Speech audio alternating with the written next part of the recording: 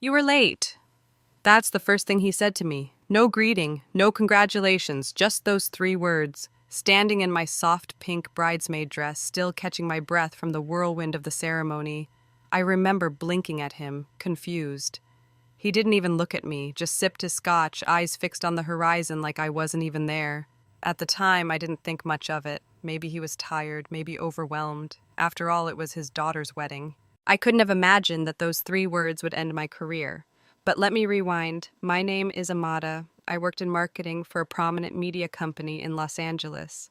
I was one of those quietly reliable employees, never missed a deadline, always early to meetings, the kind of person who stayed late to make sure the client deck was flawless.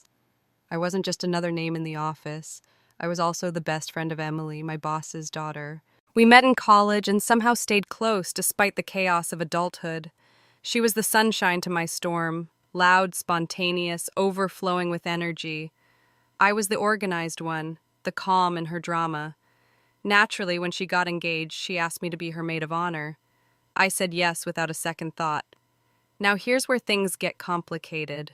Her dad, Mr. Raines, wasn't just Emily's father, he was my boss, CEO.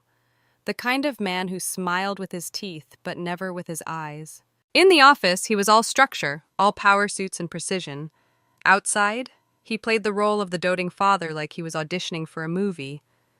People respected him, or feared him, or both. When Emily told him I'd be part of the bridal party, I saw something flicker across his face. Disapproval, maybe, possessiveness. He never said anything, but I felt it. The wedding was held in Napa Valley, a 6-hour drive from LA. I requested 2 days off. Emily had already emailed HR weeks before, and everything was approved. We were supposed to start prep early that morning, but the makeup team ran late, traffic was worse than expected, and I arrived 30 minutes after the official call time. Emily didn't care. She hugged me tight, laughed it off, and told me, "You're here, that's all that matters." But someone else noticed, and he never forgot.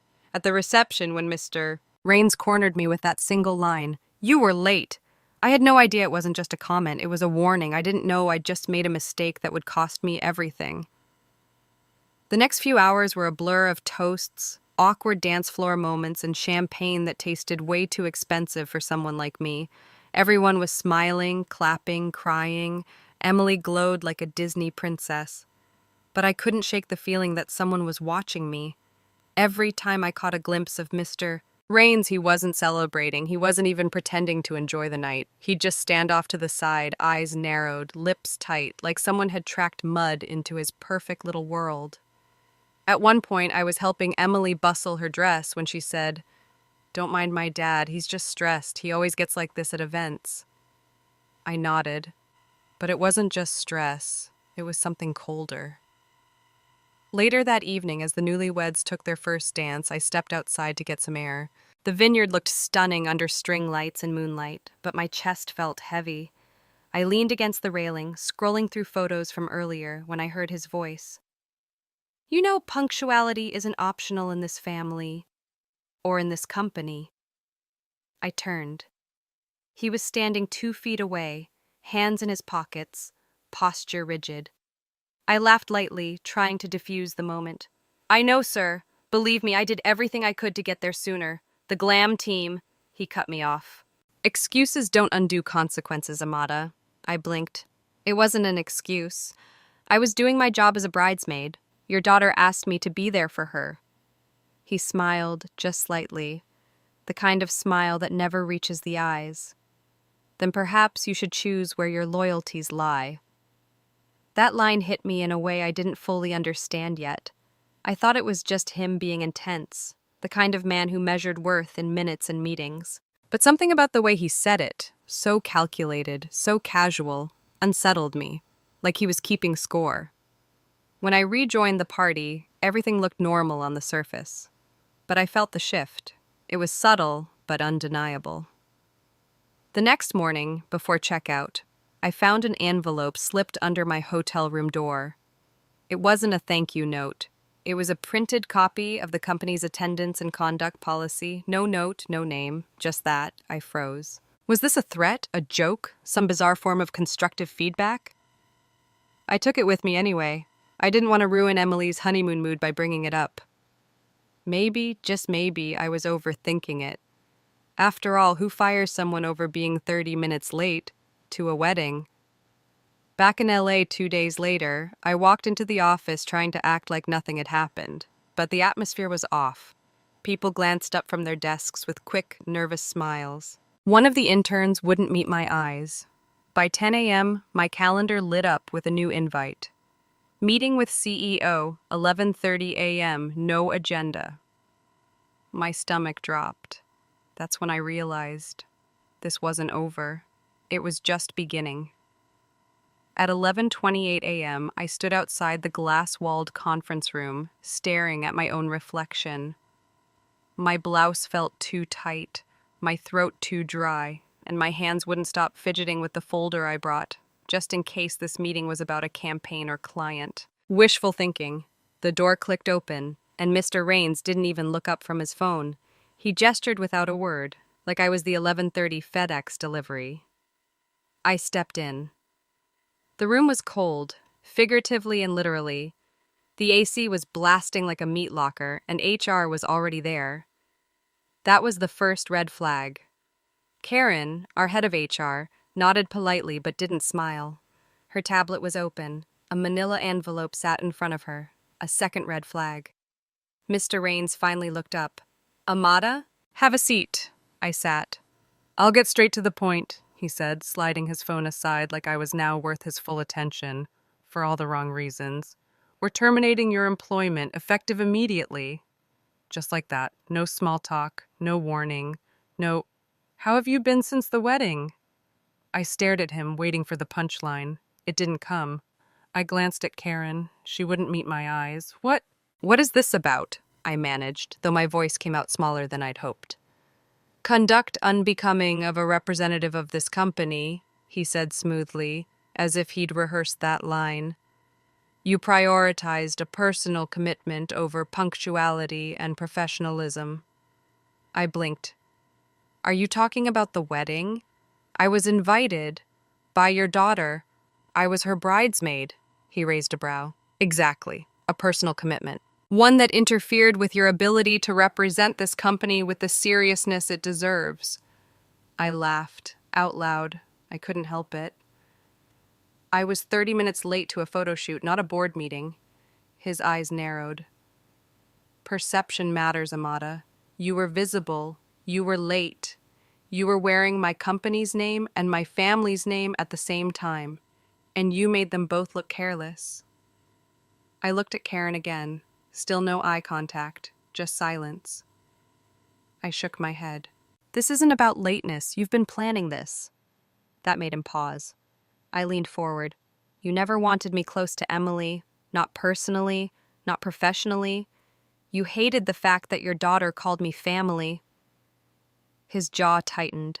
For a moment, just a flash, I saw something behind his calm. Annoyance. Maybe even hate. This is not personal, he said, his voice lower now. It's strategic. We're restructuring and we're raising the bar. You didn't meet it.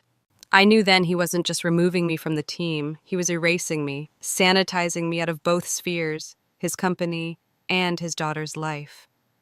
Karen slid the envelope toward me. This contains your termination agreement, final paycheck, and a standard non-disclosure clause.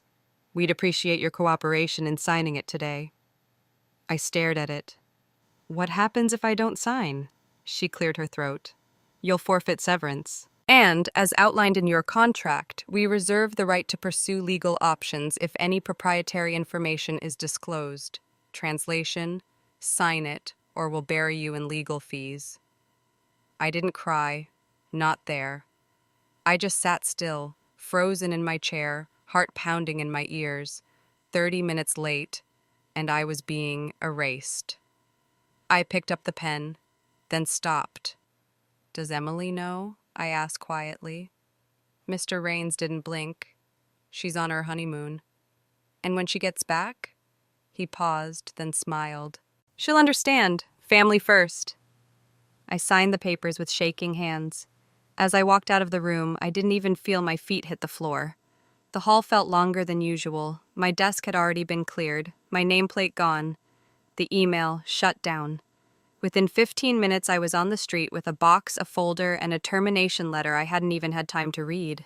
No one said goodbye, not even the people I trained, not even the junior I helped get promoted. It was like I'd never existed. I sat in my car for an hour before starting the engine. Then I drove, not home, just away. And somewhere in that silence, one truth settled deep in my chest. This wasn't about being late. This was about control. He'd punished me for being loved by someone he couldn't fully control. And now, he thought I was out of the picture. But he had no idea who he'd just erased. I didn't tell Emily right away. What was I supposed to say? Hey, congrats on your wedding. Also, your dad fired me because I was 30 minutes late to your ceremony. It sounded absurd. It was absurd.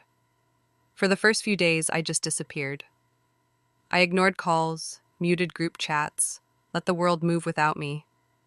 I told myself I'd figure it out later, after the hurt stopped throbbing. But Emily knew something was wrong. She texted me from Santorini. Why are you ghosting me, Amma? Don't tell me it's about the wedding chaos. I literally had a breakdown over the cake. I stared at the message for a long time. I started typing, then deleting, over and over again. Finally, I replied, I'm okay, just going through something. I'll explain when you're back. Enjoy your honeymoon. She left it at that, for now. But for now wasn't going to last long. 2 weeks later, she was back in LA and furious. She showed up at my apartment with a bag of bagels and fire in her eyes. Okay, talk, now. I didn't even try to lie. I told her everything, about the HR meeting, the envelope under my hotel door, the way her father looked at me that night like I was something stuck to his shoe. I told her about the NDA, the silence, the box on my desk. She didn't say anything at first, just sat there stunned. Then, he what? Her voice cracked between syllables. Not because she didn't believe me, but because she did. He told me you had to step away for personal reasons. He made it sound like you were taking time off for your mental health. I laughed bitterly. Well, that part's not entirely false. Emily's hands clenched around her cup of coffee. That's why he was so cold the night of the wedding. He was already planning it. She stood up, pacing now. I knew he could be manipulative, but this? Silence stretched between us, until she looked at me with a strange flicker in her eyes. Amada, do you remember that media crew I hired to shoot the behind-the-scenes stuff? I nodded. Yeah, they were everywhere. She pulled out her phone. They sent me a Dropbox link with all the raw footage. My dad didn't know I hired them independently. They weren't through the company, they were for me. I didn't know where she was going with this, but her face had changed. Anger sharpened into determination. She scrubbed through the video files while I sat beside her, breath held. Then we found it. It was late in the reception. Mr. Raines was off to the side, drink in hand, speaking with a man I didn't recognize. His voice was clear, sharp. You see that one? He gestured off-screen, probably at me. She's a bridesmaid today, 30 minutes late. If she can't prioritize time at a wedding, she has no place in my company. A pause. I'm cutting her, Monday morning. These emotional ties, they weaken the chain. Emily went still. Her father wasn't drunk. He wasn't joking. He was bragging. She hit pause, rewound it, played it again. She was pale. He fired you, on principle. I said nothing. I didn't need to. She closed her laptop slowly. This isn't just personal anymore, she said. This is public. I met her eyes, and for the first time since I walked out of that boardroom, I felt something other than pain. I felt a spark. Emily didn't hesitate. Within an hour, she uploaded the clip to her Instagram story, uncut, unfiltered, and time-stamped. She added only a single caption. My best friend stood by me on my wedding day. My father fired her the next morning for being 30 minutes late. This was his reason. The clip played. Her father's cold voice, the smug tone, the dismissive gesture. This emotional tie weakens the chain, and in just 10 seconds, everything he had carefully curated the polished CEO image, the inspiring father-daughter narrative, the myth of integrity, shattered. By the time I woke up the next morning, my phone had exploded. Hundreds of messages, mentions, missed calls from journalists. My name was trending on Twitter under bridesmaid fired and timing is everything. The comments ranged from disbelief to outrage. Firing someone over wedding drama? This man needs help. Imagine being so insecure you fire your daughter's best friend for outshining your control. The corporate world is broken when CEOs punish loyalty like this. I hadn't even spoken publicly yet. Emily didn't stop there. She did a live Q&A that afternoon, addressing the situation directly. I didn't post this to start a war. I posted it because silence protects abusers. My dad taught me to speak up until I spoke against him. People listened, hard. By the end of the day, several former employees of Rain's Media came forward, people I hadn't seen in years. One said she'd been fired for asking for maternity leave. Another had been let go after declining a last-minute client dinner because of a sick child. The pattern was unmistakable. Cold, calculated, masked as professional discipline, but clearly rooted in control. Then came the journalists. A mid-sized business news site published a feature titled, "CEO Celebrates Daughter's Wedding, Fires Her Bridesmaid for Being Late." Inside was the clip, quotes from HR insiders, and even a leaked email chain from the wedding week, one where I had formally requested time off, and HR had approved it. The dam had broken. By day 3, board members of Rain's Media issued a public statement saying they were conducting an internal review. Investors began pulling back. Clients, especially the more progressive tech brands, started cutting ties. And yet, Mr. Rain stayed silent until the morning he didn't. I was sipping my coffee in my tiny kitchen when a push notification popped up. Breaking, CEO of Rain's Media resigns amid controversy. There it was. No apology, no explanation. Just a quiet resignation letter, citing personal matters and a need to step back from the spotlight. But the spotlight didn't move. A local news station asked to interview me. I agreed, only after Emily insisted on being there, sitting beside me the entire time. In the interview, I kept it simple. I loved my job. I respected my boss. But what happened to me wasn't about punctuality. It was about power. The message it sent was clear. No matter how loyal or hardworking you are, you're disposable if you threaten control.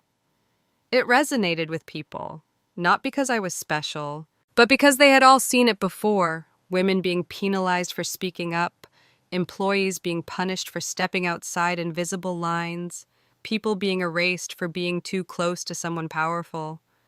I didn't cry on camera, but I did smile, because in that moment, I wasn't invisible anymore. The next day, Emily texted me. He tried calling me. I didn't pick up. I replied, "You okay?" Her answer, "Not yet, but I will be." He fired the wrong bridesmaid. And for the first time in weeks, I laughed, not out of spite, but out of relief, because justice didn't always look like a courtroom or a payout. Sometimes it looked like the truth going viral. Mr. Rains disappeared from public life within days of his resignation. But the silence didn't protect him. The media dug deeper. Former employees kept speaking out. Anonymous Glassdoor reviews were now being quoted in mainstream business articles. The public persona he had spent 2 decades curating collapsed like wet cardboard under the weight of the truth. The board of directors issued a formal apology, claiming they were unaware of the toxic internal culture and pledging to overhaul leadership practices. It was too late. The company's largest client, an international fashion brand, pulled their $12 million contract without hesitation. Stock prices dropped. Fast. Rumors swirled that Mr. Rains had tried to fight for a severance package but was denied due to the public damage caused. It wasn't confirmed, but people believed it, because the image of him being pushed out without a golden parachute was simply too perfect. The real blow, though, wasn't financial. It was personal. Emily cut all ties. She moved out of the family estate, stopped taking his calls, and removed his last name from her social bios. When reporters asked her about her relationship with her father, she simply replied, "He chose control over connection. That's not a relationship, it's a performance." He had always believed his daughter was a reflection of his success. Now, she was his most public rejection. As for me, I had no intention of going back to that industry, at least not right away. I needed time to breathe, to feel, to remember who I was without the constant pressure to perform. But the world had a way of reminding me that my story had power. 3 weeks after the story broke, I got an email from a marketing agency in San Francisco. One of the partners had seen the interview. He wrote, "We don't just want to hire someone with your skills, we want someone with your spine." They offered me a position as a senior campaign strategist. Better pay, better hours, better culture. I didn't say yes immediately, but when I did it on my terms. No NDAs, no hidden clauses, no power plays. I walked into that office on my first day with nothing to prove and everything to build. People welcomed me not as a victim, but as a voice. I started mentoring young women in the office, helping them spot red flags, teaching them how to document things, how to push back when necessary, how to survive and still thrive. Because that was the lesson I took from it all. You can't always stop people like Mr. Rains from trying to erase you. But you can make damn sure your story writes you back into the narrative. And sometimes, just sometimes, that story is the one that takes them down. I thought that was the end of it. I had a new job, a fresh start. Emily was healing, finding her own path outside the shadow of her father's legacy. The storm had passed, or so we believed. Then, 6 months later, the twist came, not with fanfare, but with a knock at my door. It was a woman in her late 50s, dressed sharply but with tired eyes. She introduced herself as Meredith Rains, Emily's mother, his wife, ex-wife now. I invited her in, unsure of what this was about. She didn't waste time. "I'm sorry it took me this long," she said, "but I needed to thank you, and to tell you something you deserve to know." What followed left me speechless. After the scandal, Meredith began receiving quiet messages, former assistants, housekeepers, even a private driver. People who had worked for her husband over the years. People who had seen things, heard things, and had been too afraid to speak. Turns out my story wasn't just a corporate drama. It was the first loose thread in a much darker tapestry. There were dozens of incidents, undocumented, silenced, settled in back rooms or swept under NDAs.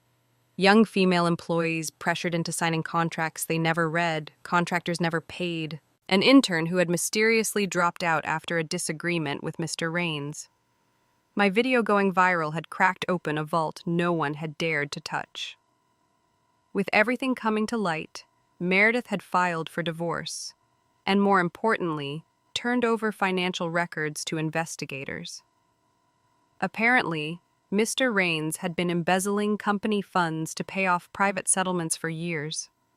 The government launched a formal inquiry. His accounts were frozen. Civil suits began stacking up. And last Meredith heard, he was living alone in a rental apartment on the outskirts of Orange County, facing bankruptcy and criminal charges. "You didn't just survive him," she said quietly. "You exposed him. You did what I couldn't." I didn't know what to say, but my silence didn't mean indifference. It meant everything was finally settling in.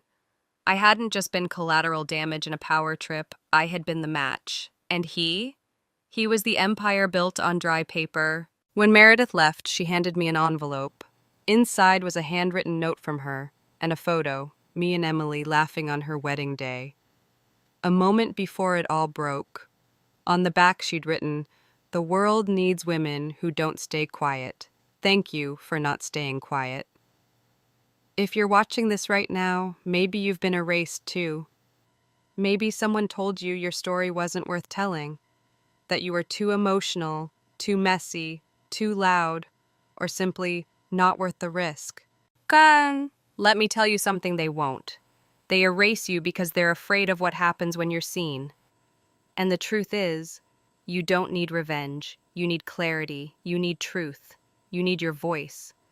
Because when power is built on silence, every word you speak becomes a wrecking ball.